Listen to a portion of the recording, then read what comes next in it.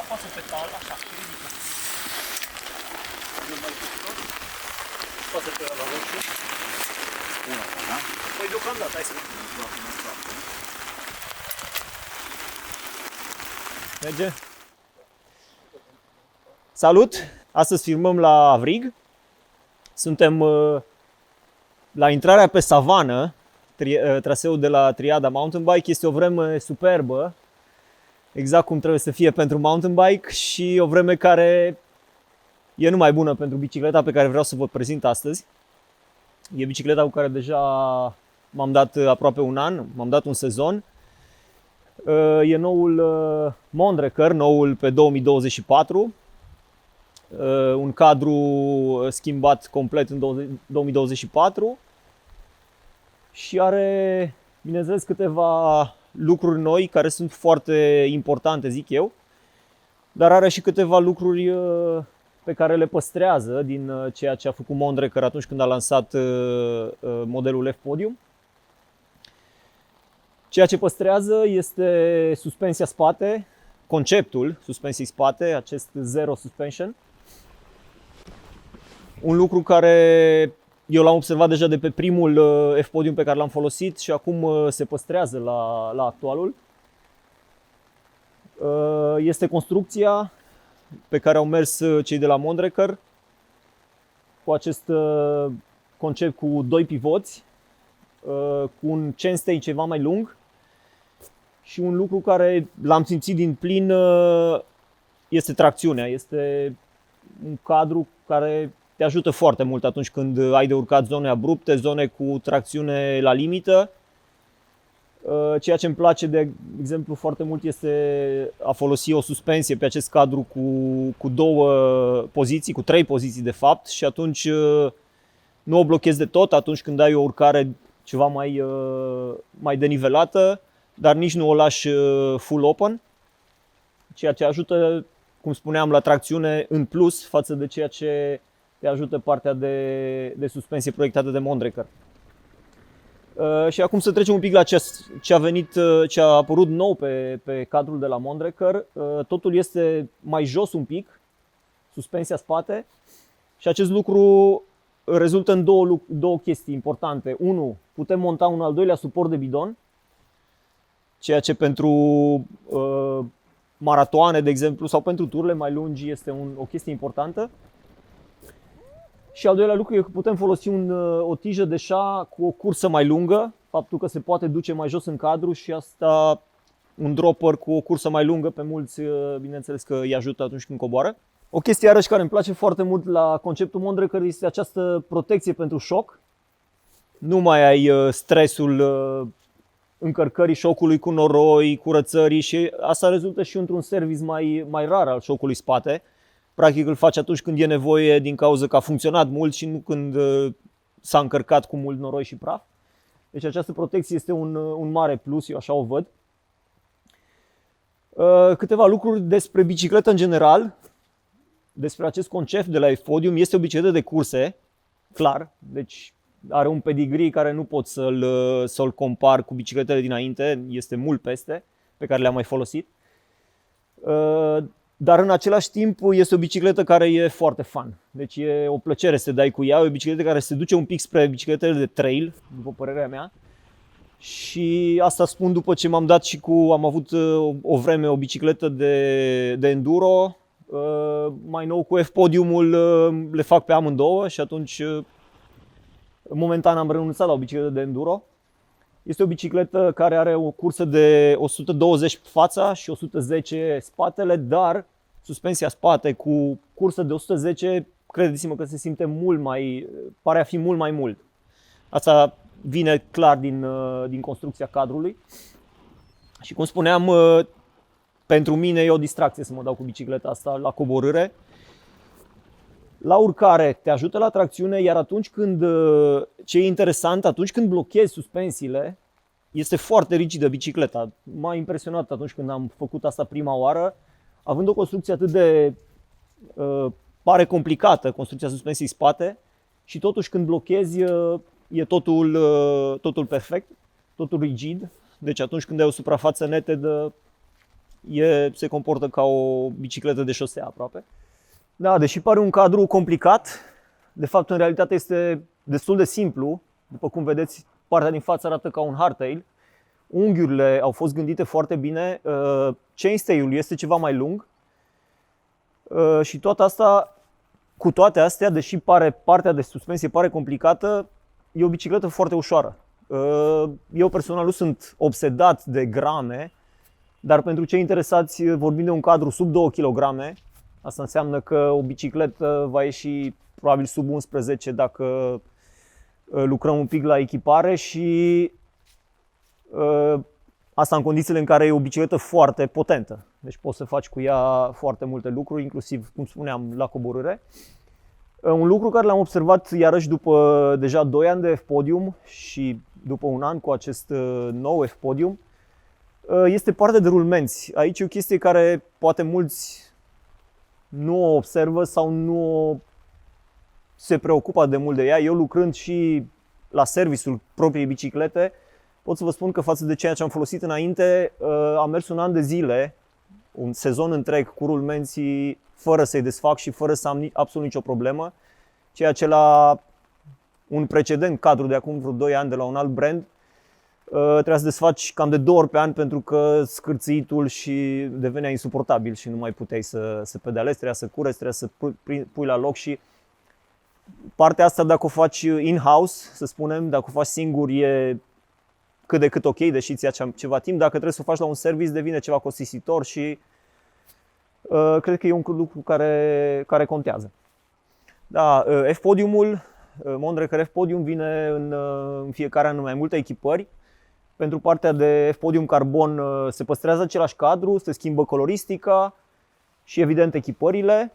Întotdeauna vom avea un SL, avem și 2024 și 2025, un cadru SL care este echipat de obicei cu componente de top, dar avem și echipări ceva mai accesibile.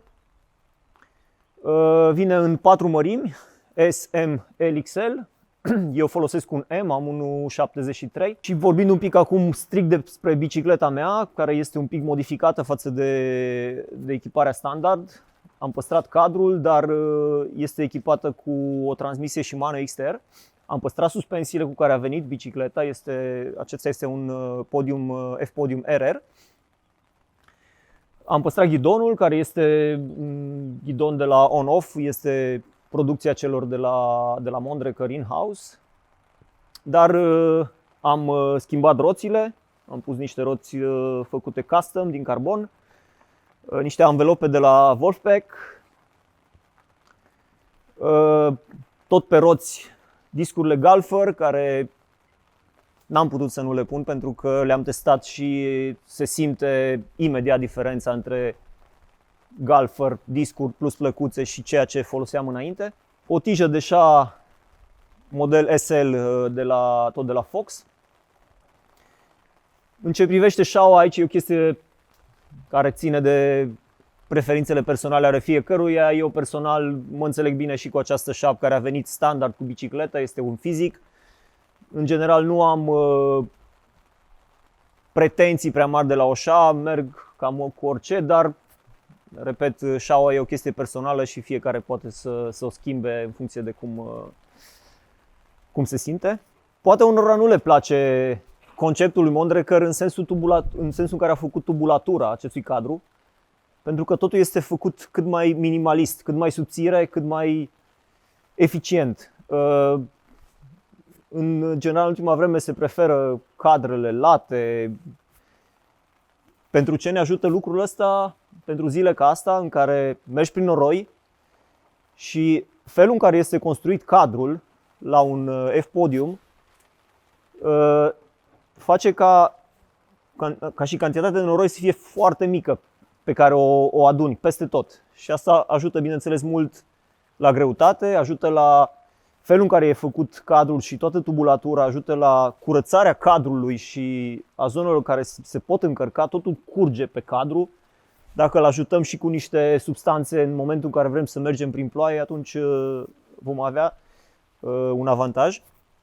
Și asta pot să spun că am observat inclusiv în ture în care am mers cu alți prieteni și foloseau un alt sistem, un alt brand, această bicicletă se încarcă mult mai puțin decât alte biciclete și asta clar vine de la cadru. Evident, trebuie să ai și anvelopele potrivite pe ea. De exemplu, aici vorbim de niște anvelope de 2,4 și totuși încă mai avem suficient spațiu pentru a trece noroiul prin toate părțile sensibile ale cadrului. Da, față de precedentul F-Podium, modelul de 2024 vine cu o integrare a cablurilor, ceea ce e foarte frumos, mie personal îmi place, dar poate mulți din voi ați observat, cei care mai lucrați la biciclete, că e un lucru care îți ia în ultimii ani tot mai mult timp. Asta e, s-au simplificat bicicletele, avem doar o foaie în față, nu mai avem schimbător, au apărut SRAM electronic, nu mai ai nici cabluri și totuși integrarea aceasta a cablurilor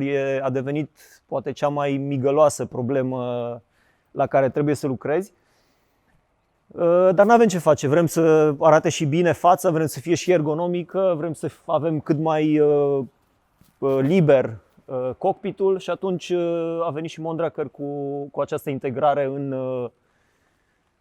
în cadru în cadru erau integrate și înainte, doar că intrau prin downtube.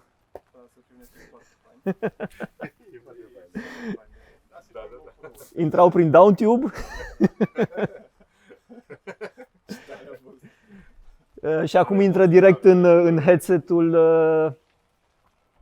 care cred că este al celor de la Acros. Acros face aceste sisteme în general. Da, mie îmi place în general un cockpit curat, de asta am și optat pentru o manetă de blocaj care include și maneta de dropper și care sunt toate una sub alta, compacte și prinse pe maneta de frână, chiar dacă unora, avem noi niște prieteni cărora nu le place sistemul. Dar na, alegem lucrurile cele mai convenabile până la urmă. Nu în ultimul rând, modelul 2024 de F-Podium RR, din punctul meu de vedere, arată cel mai bine ca și culoare, ca și combinație de culori. De asta mă bucur că am reușit să-l prind în combinația asta. Sincer, îmi place mai mult decât ce a apărut în 2025. Asta strict raportat la coloristică, deși atunci când se acoperă cu noroi nu prea mai contează, dar atunci când facem o poză și filmăm ceva, cu siguranță arată top. Și revenind la lucrurile cu care am început, bicicleta asta are un pedigree de race care nu îl găsiți la foarte multe biciclete, sincer. E o zi de duminică, cei care sunt muncitori muncesc așa ca noi și ca, uite, băieții ăștia lucrează la autostradă acolo. Practic autostrada care va duce spre Savana de la Triada și, cum spuneam, cine vrea să facă ceva în viață muncește și duminica. Nepal, Sibiu. Muncește în fiecare zi, nu contează că e duminică, nu contează că plouă. Și asta e o chestie importantă, zic eu, pentru că la noi, din punctul meu de vedere, ceea ce s-a pierdut un pic în ultima vreme, dacă ai concurs, dacă trebuie să fie un concurs, nu contează că e plouă, că e noroi, concursul se ține. Așa și filmarea cu prezentarea bicicletei, nu contează că plouă, nu contează că e noroi, nu contează că ne udăm, trebuie să-i dăm înainte și să facem lucrurile așa cum trebuie, pentru că suntem în primul rând mountain bikeri. Asta e ideea principală, cred, din toată treaba asta, cu bicicleta, cu traseele.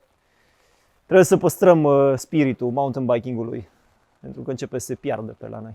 Da, în ce privește toată partea de echipare și ergonomia acestei biciclete, trebuie spus că tot ce înseamnă componente și mai ales partea de periferice este oarecum, sau putem să o numim standard, adică poți să vii și să-ți schimbi tot ce vrei pe această bicicletă încât să se potrivească cu ce îți place ție sau cu poziția ta.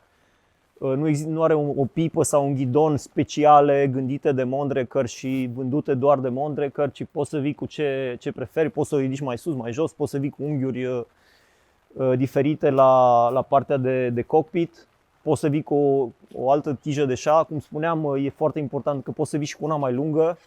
Ok, poate nu se folosește atât de mult la partea de competiție de cross country pentru că vrei ceva ușor, dar Această bicicletă este foarte distractivă, deci poți să ți-o personalizezi, să-ți pui un dropper mai lung. La fel și anvelopele, roțile, poți să schimbi cam tot ce vrei. Angrenajul la fel, nu este un butuc pedalier special, deci poți să-l schimbi și poți să vii cu un angrenaj pe placul tău. Da, și prinderea roților pe cadru este standard, vorbim de standardul boost, deci poți să vii cu orice tip de butuci, nu ai limitări din punctul ăsta de vedere. Cinematica suspensiei și modul în care este construită, având acești doi pivoți, roata spate se mișcă într-un mod în care nu doar bascula urcă și coboară, ci și tot cadrul se duce spre basculă, deci se mișcă în două sensuri și acest lucru ajută foarte mult la tot ce înseamnă întinderea lanțului, pentru că la multe modele, în momentul în care suspensia e comprimată, ajunge într-un punct în care lanțul o ține un pic, inclusiv la partea de pedalat. Acest concept de kickback nu-l veți simți pe podium. Deci e un sistem de suspensie care, mai ales cu aceste noi schimbătoare, mai nou, care nu flexează atât de mult, practic ar putea să fie limitat de lanț și nu este cazul la F-Podium chiar deloc.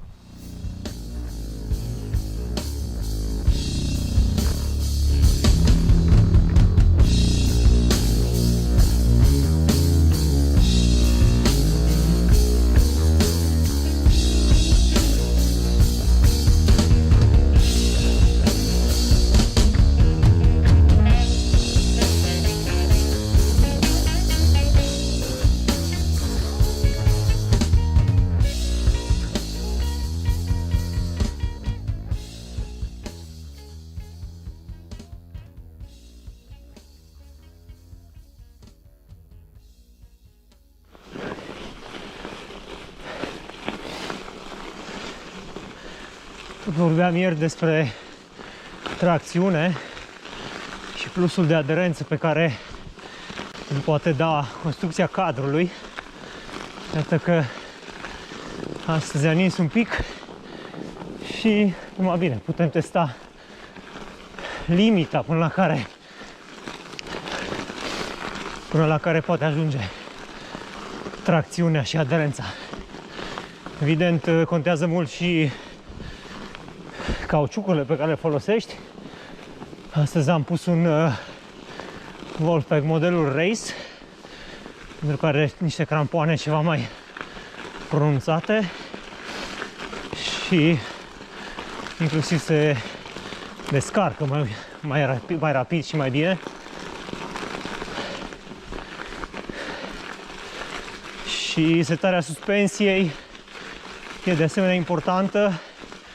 Și aici, așa cum ziceam, pe urcări de genul acesta, unde ai nevoie de tracțiune, eu prefer o suspensie cu 3 moduri de blocare presetate de rebound și pentru urcare de genul ăsta o punem pe modul intermediar, adică nu e nici rigidă suspensia, dar nici complet deschisă. Pe un traseu de genul ăsta, zăpadă, un pic de noroi umed, alunecos. Sincer, și eu am fost surprins de cât de bine pot să urc cu bicicleta asta în condițiile în care nu sunt cel mai antrenat. Și totuși aici avem o urcare destul de dificilă în unele segmente. Și n-am simțit deloc vreo problemă în abordarea ei. Vedem cum va fi la coborâre.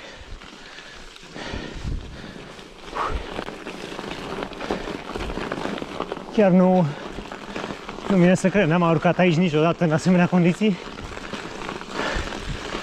Și nu vine să cred că am tracțiune perfectă chiar pe aceste suprafețe.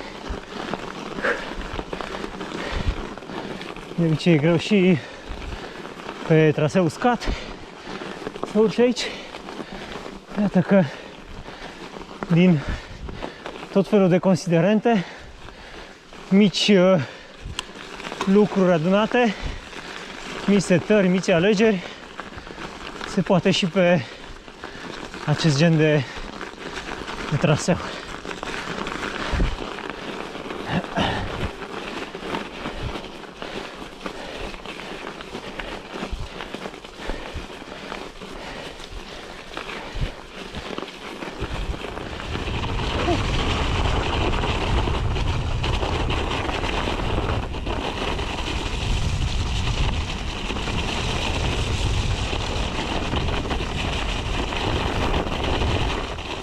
Chiar dacă teoretic am plecat doar să filmez ceva cu bicicleta astăzi, în realitate nu mă mai pot opri, pentru că e o zi superbă și cam asta e senzația pe care ți-o dă mountain biking-ul și, în cazul de față, bicicleta asta superbă, senzația că poți să faci orice, poți să ajungi oriunde, nu contează care e vremea, care e traseul, care sunt condițiile.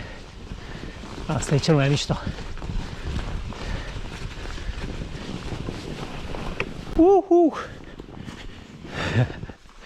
Aici deja depășim un pic limitele unei biciclete și ne-ar trebui niște schiuri.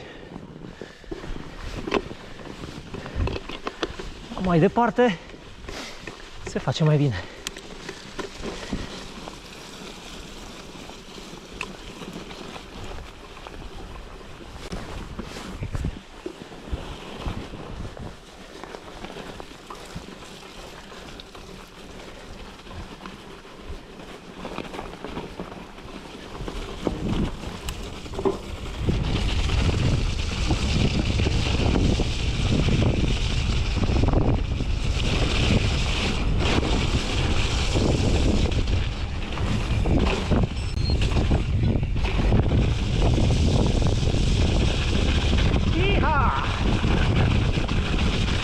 Vine partea cea mai distractivă la bicicleta asta, pentru că senzația e fantastică cu un F-podium la vale. La coborâre e o bicicletă de trail. Chiar dacă la bază e o bicicletă de competiție de cross country, când vine vorba de coborâre e altceva.